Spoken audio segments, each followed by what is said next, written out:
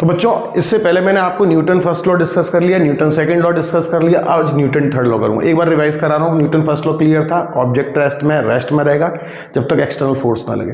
अगर कोई object constant velocity से जा रहा है तो कांस्टेंट वेलोसिटी से चलेगा जब तक उस पर एक्सटर्नल फोर्स लगे। दूसरा लॉ न्यूटन ने दिया था आपको कि अगर कोई ऑब्जेक्ट पर एक्सटर्नल फोर्स लगाया जाता है, पहले लॉ में नहीं लगाया एक्सटर्नल फोर्स, फिर कहता है अगर लगाया जाता है तो लगने के बाद उसका जो चेंज इन मोमेंटम है उस फोर्स के बराबर होगा, यानी dp/dt is equal to f।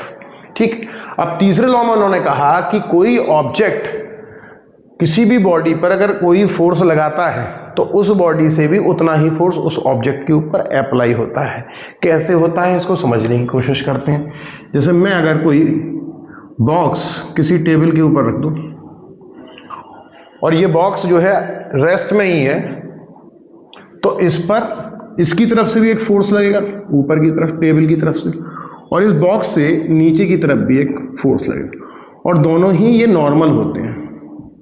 दोनों ही, ये भी इसके ऊपर नॉर्मल फोर्स लगाता है, इसको कांटेक्ट फोर्स भी बोलते हैं। कौन सी फोर्स बोलते हैं? Contact force. अच्छा, ज़्यादातर बच्चों को मैं थोड़ा सा इसमें थोड़ा डिटेल में इसलिए जाना चाह रहा हूँ क्योंकि एक्शन रिएक्शन ज़्यादातर बच्चों को ऐसा लगता है ज़्यादा पता रहता है। मैं थोड़ा सा आपसे एक डिस्कस करना चाहूँगा कि ये इस पर नॉर्मल लगा रहा है, ये इस पर नॉर्मल लगा रहा है, और अगर इस ब्लॉक का मास m है तो इस पर जो वेट लगेगा, यानी कि वेट भी एक फोर्स हो गया, वो नीचे लगेगा। वो किस तरफ लगेगा? नीचे की तरफ। वो क्या लगेगा? mg लगेगा।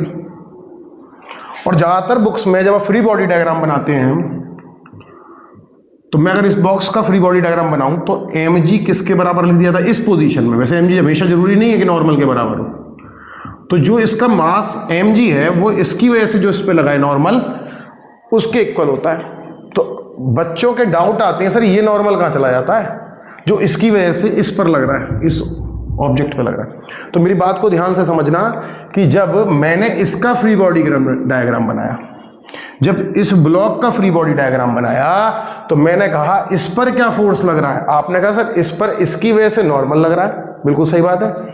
और ग्रेविटी की वजह से इस पे mg लग रहा है, ये लग रहा है। तो दो ही तो फोर्स लग रहे हैं इसके ऊपर, एक तो ग्रेविटी की वजह से mg और इस ब्लॉक की वजह से mg। तो ये नॉर्मल कहा गया। ये नॉर्मल तब शो होता जब मैं इस वाली बॉडी का फ्री बॉडी डायग्राम बनाता।